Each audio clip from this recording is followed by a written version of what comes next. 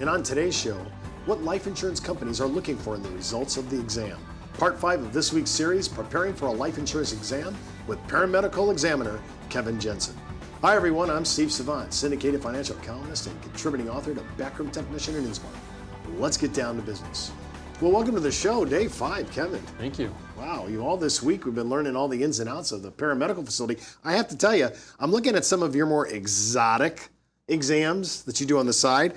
Now, we used to look at x-rays. We did some x-rays. Boy, that has really kind of went the way of the dodo. You know, we've seen a lot of changes in the requirements for carriers, and that x-ray, haven't done one of those for a while. But there's still treadmills. Now, of course, nobody's going to your house with a treadmill. We're actually outsourcing that to a medical facility that's qualified to do that. Exactly. We've actually done a mobile treadmill before, where we've actually contracted with a mobile treadmill that went to the client's home. The agent had to pay big for that one, but that was what he wanted to do for his client. But most of the time, it is done at a doctor's office. I mean, what do they pull it down? It's in a trailer. It's huge. Pull it right up to the client's home. Wow, yeah. I haven't seen one of those. So they actually could do it at the client's home. Yeah. Or their office or wherever. Now I noticed I kind of look at regular urine examples. When I take a sample, that's about 3 weeks back in my history, right? Mm-hmm. So when I do a urine exam, what I've been doing for the last 3 weeks is going to show up in my urine, and that's where it is. But when I look at more exotic tests like hair follicle testing, now why do we even do that? First of all, let's just talk about that. Why am I pulling a piece of my hair follicle out of my head? Well, hair actually goes back a lot more in time frame. We could go back as far as 3 months to find out what the client has been doing. Now, are we doing that in substitute for a urine exam, or no, we're looking for something else? Yeah, that would be for something else. It won't substitute a urine exam. Okay, so am I doing that for drug testing primarily? Exactly. So for cocaine users, I'm assuming cocaine, heroin, methamphetamines. I mean, the client says, I've stopped taking it. But if he does the hair follicle test, right? I mean, that exam is not cheap. And a lot of those drugs will show up in the blood result also. This is something that somebody's not just going to be able to say, no, I'm not taking it. Mm-hmm. It'll show up.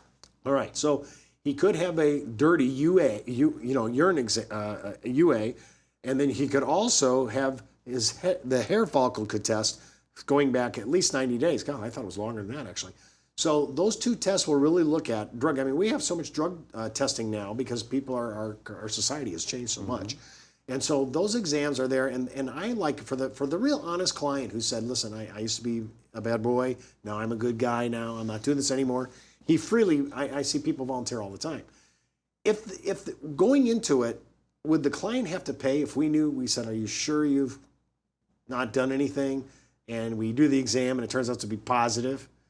You know, I think this is one of those we'd like to know it earlier. Right. I'm sure the underwriter would like to know it earlier than trying to find out about it later. Mm-hmm. I'm looking at all the things that we test for. I mean, we just talked about some of the more exotic testing that we do, treadmills. We're talking about x-rays that we've kind of went away from. Now we're talking about hair follicle testing for drug use. But when we're looking at a panel of blood and urine exam. I got my results. It shows everything I need to know. It tells me where my normal range is, where I'm out of normal range. And what I like about those exams is this, if you're out of normal range, it'll say, oh, and this could be indicative of prediabetes, as an example. I kind of like how they explain that. And what I like about it, it's in English. It's not in medical language, so it's easy for a client to understand. Exactly. And sometimes I'd like to take an exam just because, or a life insurance. If you're looking for life insurance, this is one of your key reasons. I love to get that free exam. And I give that to my doctor. I put that in my file. I got it down. Now I notice this is certainly not the all-inclusive list, but it's a pretty thorough list. We're looking at about 15 things that I have here. We're looking for things like, we're looking at for sugar. You know, they're going to look at my glucose, and they're going to look at that level, and they're going to see, is that in normal range? When I'm looking for things like glucose, this could be another thing of prediabetes, one of the things we talked about. When you're looking at, from a paramedical point of view, you don't see any of this yourself. You're just doing the exam, sending it on to the lab. But we're testing for things like sugar, high protein levels. This is why you talked about, hey, you got to watch yourself if you're a high protein diet. We've talked about this before. Exactly. And you said it. But now, we mentioned this when you said earlier. You said, Steve, we can't eat high cholesterol foods before our exam, and that's going to mess our HDL ratio up. It's also going to take our bad, they have your good, they say it's good cholesterol and my bad cholesterol. Talk to me a little bit about the cholesterol, because I think that's where people kind of like, hey, they get weird on this. They need to eat a little bit better before the exam. It's not just fasting 14 hours, it's eating better about a week out. Exactly. There's a DHL that you want to be concerned about when it comes to with that diet that you're taking. The exercise that you're doing prior to the exam, days before, will actually increase that HDL mark. We want to bring the DHL down. That's going to be the food that you're eating. Let me ask you a question on that. Now, I'm a walker every day, 30 minutes a day. So when should I stop walking, preparing for this exam? Probably the day before. Oh, so it's not that big a deal. Exactly. For a day before, okay. Now, I noticed that it also tests for liver and pancreas function, and I was thinking, it's going to check my renal issues. It's going to have those numbers panels, but I'm also getting checked for hepatitis. I was like, wow, is this an issue in America? That they were looking for this? I think a lot of times people don't even know they have it. So it's a test that they're going to do. Again, the underwriter's going to look at everything for that client, and that's part of it. When we come back from the break, we're going to touch on some of the other things that the life insurance companies are looking for, and I'm really interested in what you just said there, and we'll pick that up right after the break. It's not how much money you make for your clients, it's how much money they get to keep, especially in retirement. But retirement income could cause Social Security benefits to be taxed. One tax advantage alternative is life insurance designed as a non-modified endowment contract that can generate tax-free income without taxing Social Security benefits. These contracts offer differing funding options depending upon your client's risk tolerance. For more information on how life insurance can be part of your retirement planning, just email me at steve@downtobusiness.tv. Brought to you by Ash Brokerage, the practice enhancement company. Well, welcome back to our second segment. Of course, I'm with Kevin Jensen, our paramedic in par excellence. And Kevin, you said something before the break. You said a lot of times we're doing an exam and people discover something they didn't even know they had. Well, sometimes it could have been years before they've had a blood draw before. And that's information that will come out in this exam. All the tests that they do will bring out those readings to the client. One of the top ones I remember, I don't know, I want to get into it now as far as the names and so forth, but we've had people discover they were HIV positive simply based by taking a paramed for a life insurance exam. Exactly. That was a huge discovery. Cancer is huge. Male, female. Your PSA really matters in this. Talk to me about that, because that's another precursor. We can kind of get an idea what's going on in our system. Yep, that PSA test is going to tell an underwriter. It's also going to tell yourself what your colon is doing and what your pancreas is doing.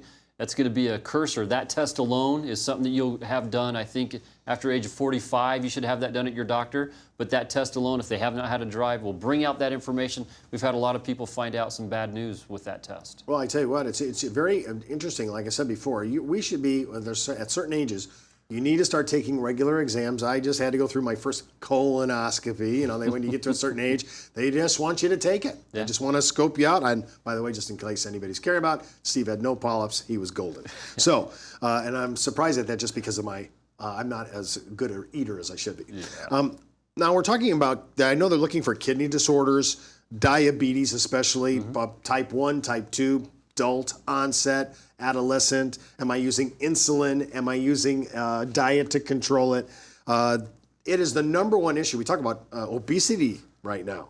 And there are certain carriers. By the way, this is another thing I just want to bring up. Remember, if I know going in a certain impairment or a certain substandard issue that my client has from a medical point of view, there are carriers better in certain arenas than other carriers. So you have to really shop your client's impairment by the actual carrier that you're looking at, because there's certain carriers I would never go to for diabetes. Exactly. They're not really good about it. They're not going to give your client a good read. Talk about diabetes. When we're taking most of our diabetics they know what it's like to be poked, so they're not going to have a problem with a needle, right? Generally, exactly. Right? So for our diabetes, is there, when a person knows he's going into it, there's nothing to hide here. He already knows he has it. So prepping for the exam isn't only going to do anything more or less for him. Yeah, again, it falls back to if the client's going to not take their medications for the morning or there. The client that has diabetes at that time is still going to do what they need to do prior to the exam. We're not going to tell them to stop taking or doing their insulin. when I'm looking for all these things as a client, of course, I do want to know what my real health is, and I love this exam because it's going to give me a basic idea, at least from my chemistry of my body, at least put me in position. When I'm looking at this from an underwriting point of view, there's going to be, we are parsing these exams so specific now. As I mentioned a couple of shows back, you know, when you have super preferred non-smoker, preferred plus non-smoker, preferred non-smoker, standard plus non-smoker, standard, right? And I know we go up to table 16, but I haven't seen a table A in a decade. Easy. I mean, we're not even quantifying people like that. But your exam results are so important for pricing. This is, I guess, my real reason. Now, we're always looking for the bad boy issues. What if your client's really trying to come up and they're very good exercise, they have great diet? I mean, I've noticed that the next generation up is much more healthier than we are. And so they're really going out of their way on diet and exercise. And I'm seeing more super preferred, especially females, below age 40, because their numbers are stellar. We are the first generation, their generation, maybe the millennials more than the boomers. I think the actual millennials generation is probably the first generation that from the get-go is learning to eat better, diet. I mean, think about this. Why are we doing this exam in the first place? We're doing it for life insurance, but what are we trying to quantify? The client's mortality. Exactly. We want to find out that risk for the carrier. That's what this whole exam is for. And if you think that we're parsing it this much, I mean, think about this. If you take the 2001 life expectancy tables for the CSO, you'll notice that our numbers are stretching. When I came into this around the 1958, we're now around the 2001. We're just living longer, and they're looking at these exams to see how long will the client live based on your blood chemistry and EKG. Yeah. Amazing. Well, that's all the time we have for today. Remember, before moving forward with any of the ideas on our show, always consult your tax advisor, legal counsel, or your broker-dealer compliance officer. Missed an episode? Just hop out to our video archives. And remember, you could be wiser as an educated advisor. I'm Steve Savant. We'll see you next week.